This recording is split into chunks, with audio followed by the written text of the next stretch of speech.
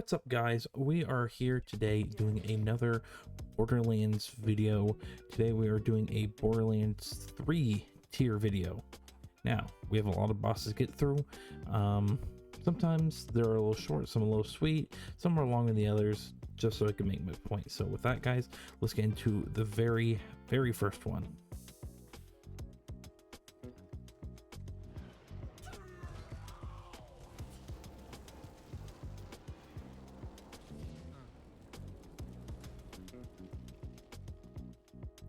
And honestly, guys, if this was not a big surprise, it is going to be Captain Trant. I don't know about you guys, but his character is a little annoying to me.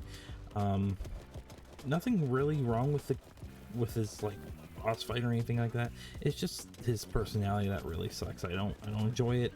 He's way too cocky for my taste, and plus, you know, look at him. He's just a big dude with two weapons, fire and ice. Come on, those don't mix, guys. We know better than that. So he's at the very bottom of the list, unfortunately. But fortunately for you guys, his the next person on the list is his brother, General Trant.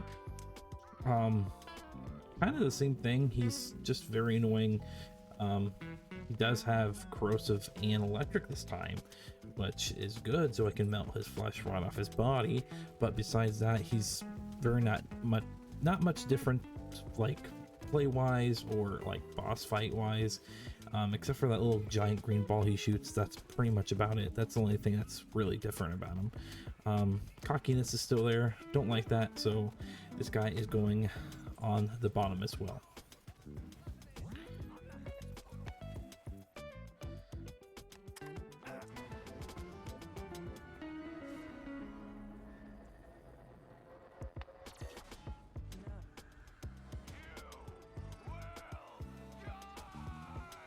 And we do have Mouthpiece, sorry, as our next one. I don't know. I'm just gonna get this out of the way right away. Some bosses do have that invincibility bullshit. I'm sorry, but it is probably the worst part of this game. One of the worst parts of this game. Is the boss fights are super just drug out for no reason, just to kind of make the point for some. I don't know if they were trying to make a point of, you know, they want the boss fight to go on longer, because, you know, you could definitely shred most of these bosses really fast. It just kind of maybe makes the game too fast. I don't know if that's what they're going for, but yeah.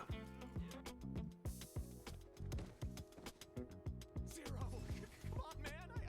I thought we were friends.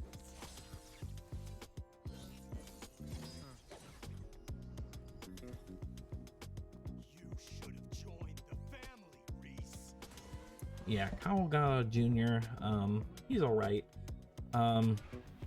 Besides, you know, being a stalker and trying to hurt our boy Reese here, his playstyle is kind of interesting. I do like the way he tried to trick us all into thinking, oh shit, now we have to kill Zero somehow. Zero's went behind our backs and, you know, decided to try to kill us, but I'm glad that wasn't the point. But it was just a nice little trick to see happen in the game. He's just kind of one of those annoying characters. I don't know, it's just something about him I just don't like. I can't really put my finger on it. I'm pretty sure you guys might know what I'm talking about, or maybe not. Maybe I'm just crazy. Maybe I just don't like him for no absolute reason besides, you know, being a stalker. Fight's pretty fun, besides, you know, trying to shoot the damn clones, trying to decide which one's which. But besides that, you know, he's not that hard of a boss. Pretty interesting boss, honestly, my opinion. Yeah, so if you guys all guys also thought that Zero's betraying us, you're not alone. I genuinely did think that. I know it's the same point I'm bringing up, but I can't emphasize enough that it really did trick me. But you know, watch him explode at the end here with his suit kind of malfunctions and, you know, dies. That's what usually happens, boss fights, right? People die, you know, the normal. But I do like, it's not my favorite boss fight, but it's not the worst either, so I can't really put it at the top or the bottom. So yeah, interesting fight. We could see if our bro Reese get to save Zero. Pretty good fight.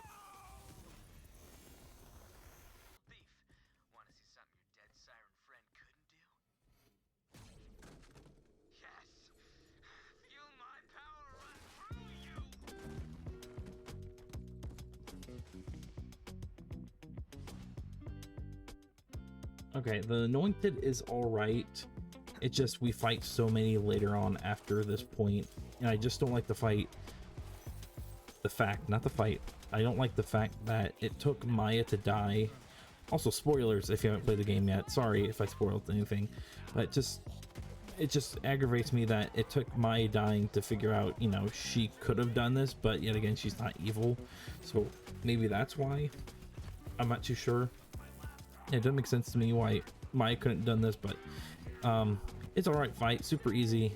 You know, can actually shred them. They don't go invincible, and it's pretty nice to see their bones shatter after you punch them. So yeah, it's pretty cool.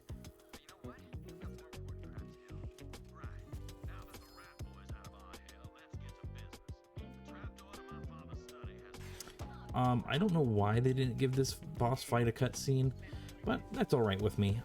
This one's pretty easy if you have the gun I'm having right now. Really just shreds right through her.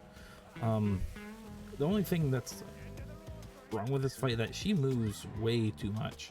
And I get that you don't want to be murdered by a Vault Hunter and you gotta kind of keep moving, but it's alright boss fight. The only reason this one's so high up is because of Ice-T voicing Alex. So yeah, good job. Ice-T. I don't know if that's a compliment or not, but I think I enjoy Ice-T. He's a cool voice actor and actor. So I was so dumb. I dumbed my way into not getting the cutscene for this boss. Yeah, I legit don't know how. It just kind of, I wasn't holding A, I wasn't trying to skip anything, but for some reason I was just got in the car and started fighting. This one's pretty interesting. I don't remember many boss fights where you're just driving in a car and shooting. Maybe one or two in Borderlands 1, but I don't really remember any in Borderlands 2 at all. It's very interesting to bring this. Besides this, it's just kind of easy. Just take out the parts that you need to take out, and it kind of stops. And also, they just spawn little minions here that you can easily kill too. It's not a bad boss fight, you know.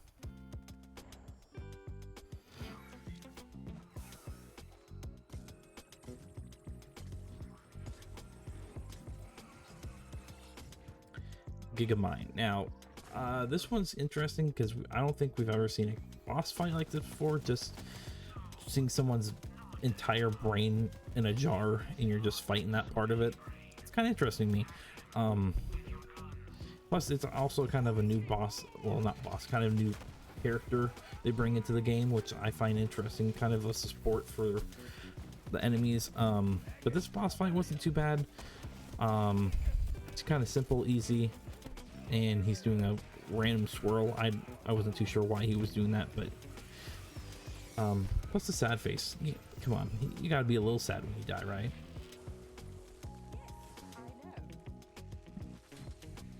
Alright, Aelia is an interesting one. I had a hard time deciding where I wanted to really put this fight. Honestly, I didn't like her in the pre-sequel. She was kind of a, you know, a certain word that you all might know, especially being rude to her brother Hammerlock. I kind of didn't like that mostly, but she's okay. She's an okay boss, you know, just a lot of ice, and she also does that really dumb thing where she just goes into a block of ice like Mei from Overwatch and just she's invincible until you break the ice. But you know, it's kind of one of those satisfying murders, you know. Have you ever just had a satisfying murder? And if you have, I'm calling the police first off. But it just, I don't know, just something, just get rid of her, because she's always probably been in pain in Hammerlock's butt. You hear a lot of echoes around the whole map telling how she used to bully him and all that, and you know, it's just kind of satisfying to kill on her, at least. Alright guys, Pain and Terror. Now, if you don't guys know anything about Pain and Terror, they're based off of actual people in real life. They're not actually names, they're not Pain and Terror, they're Penn and Teller, and they're very cool people. They like, I know they have, I think they still have a TV show about magic tricks or something like that. I do not remember. But this boss fight is kind of interesting, considering just, you know, they have, first of all, I'm gonna say this, they have a lot of really cool actors in this game, with especially Ice-T, Payne and Teller. Oh my god, Penn and Teller, and you know, just they have a lot of cool people in this one. This boss fight is interesting. It doesn't really do much damage to you. I think it's just more of the annoying shield in the part where it goes underground and you have to keep fighting it. But when you finish the boss fight, they do come out and you get to kill them yourself. So yeah, not bad.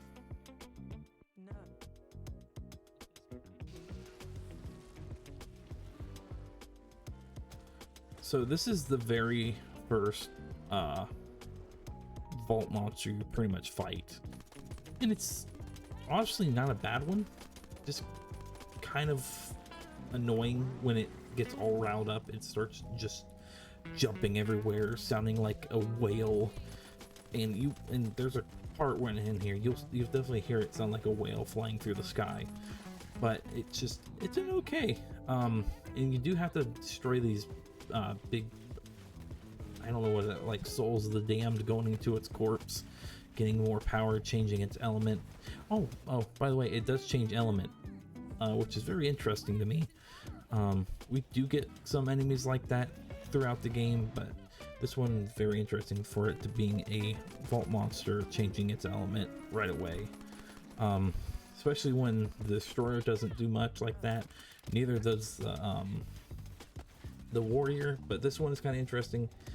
Whenever I play through this game and I fight the first vault monster, I'm like, hey, look, I'm almost done with game. No, I'm like maybe a fourth way through done, maybe, but it's not a bad boss fight. It's just the fact that it just doesn't want to stay still, and that's, I know, not everything should have to hold still. I get it. I know, I'm just dumb. I just don't like it doing that. And this is the part where I'm talking about where it sounds like a whale flying through the sky. So enjoy that part. Besides that, this is not such a bad boss fight. I probably said that already. I don't remember, but I'm just going with it, and it's pretty fun. I won't lie. But watching it perish at the end, it kind of explode for some reason, also a very satisfying thing. Which brings me up to our next vault monster. Honestly, this one really got me interested. This thing is such a huge vault monster that I don't know how any planet could survive this, especially Eden 6. But besides that, the boss fight wasn't too hard. It was just interesting. He kind of just turns the damn platform on you, and you kind of have to watch out where you step. A lot of crit hits, critical hits, whatever you want to call it, crit points on it. I was kind of dumb here and I forgot that you could shoot its arm.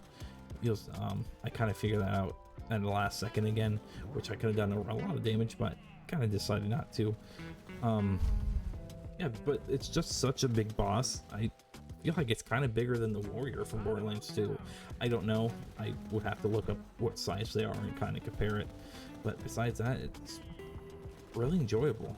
Just the way it looks, the way, I don't know, it's just the way how it's like half vegetation, half kind of machine. I don't know if you guys see that, or I'm just kind of being weird about it. But I do like the way it looks. Kind of just like it's been there for eons and eons before, like maybe even the planet was just starting. It was there from the very beginning, but I like that. Plus this giant laser beam. Ooh, I'm sure that Jack should have took control of that one. If Jack could take control of that one, it would have been over with. But you know, but I'm pretty sure size doesn't matter when it comes to vault monsters. Still really enjoyed this. Yet again, guys, if you haven't played Borderlands 3, please go ahead and give it a try. I promise you will not be disappointed with everything they've added since 2.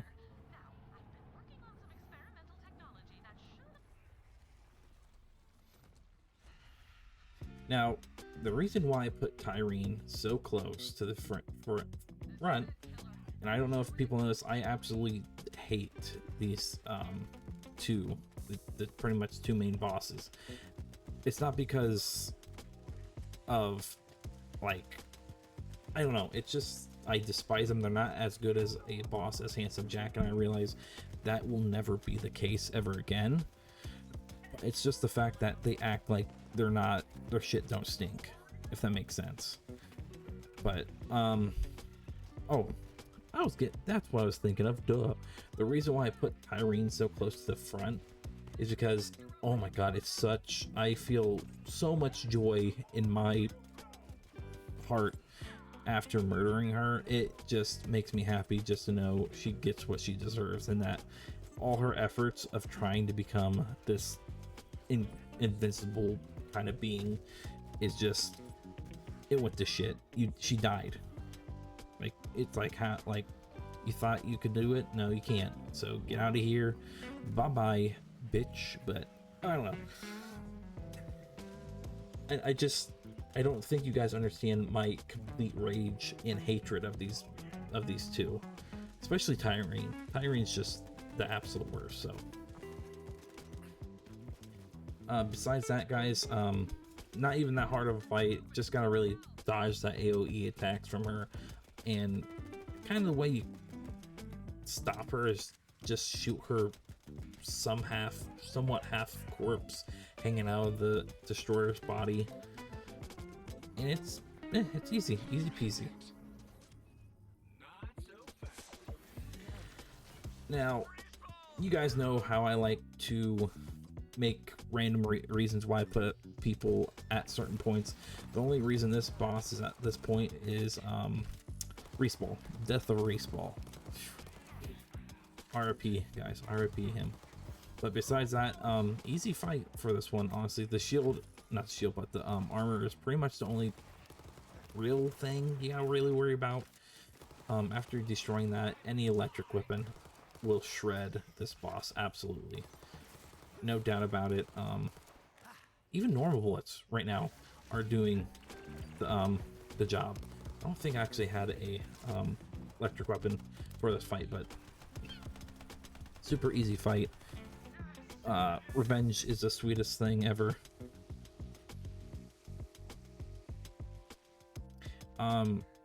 Troy, so I know I said I don't like these bosses, especially Tyne and Troy, but I couldn't feel,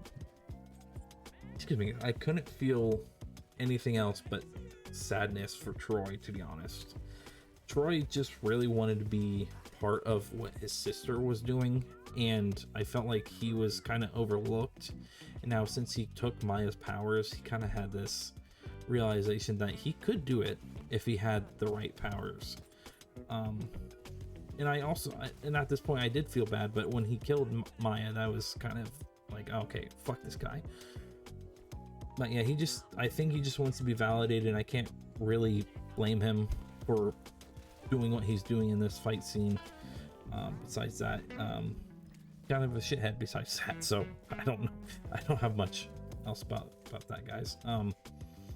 But you know, his death is kind of sad when he told his sister, like, he tried his hardest to make her dreams come true, especially his. So this is probably one of the most emotional, I think, fights for this game, at least. I think, I don't know, just my opinion, honestly.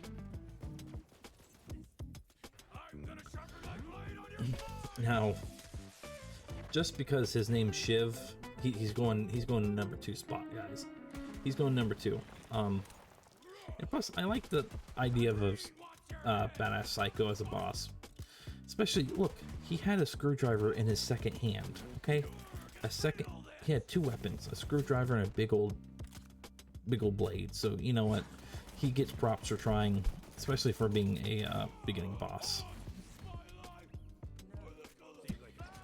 And you may be surprised, this is the number 1 fight for me, honestly. I was pretty stoked to see that they brought back a Goliath. I don't know, I don't think I expressed how much I enjoyed Goliaths, especially with their their speech and the way they transform. They just get big old muscles after getting, you know, their helmets knocked off. But besides that, I really enjoyed this fight. Not just because I absolutely shredded his skin off, but just the fact that it was a Goliath that they brought back. It's just something interesting about him, especially with all the armor on him, and then he just transforms. Look at him. You can't say no to that. Say that a man can't say no to that man. But yeah, I did enjoy that fight very much. Okay guys, I know this is still the boss fight, but I got some little time to talk. Thank you guys so much for watching. Hopefully you agree with some of the things I said in this video. If you disagreed, go ahead, put something in the comments. Let me know that, you know, that you didn't enjoy this video, or if you enjoy this video. But especially I will try to keep making more Borderlands videos very soon. And you know guys, thank you very much for watching, and I enjoy your time. I appreciate all the love and everything from you guys. You don't know how much it means to me. But besides that, you guys are awesome, and I'll see you very soon. All right, see ya.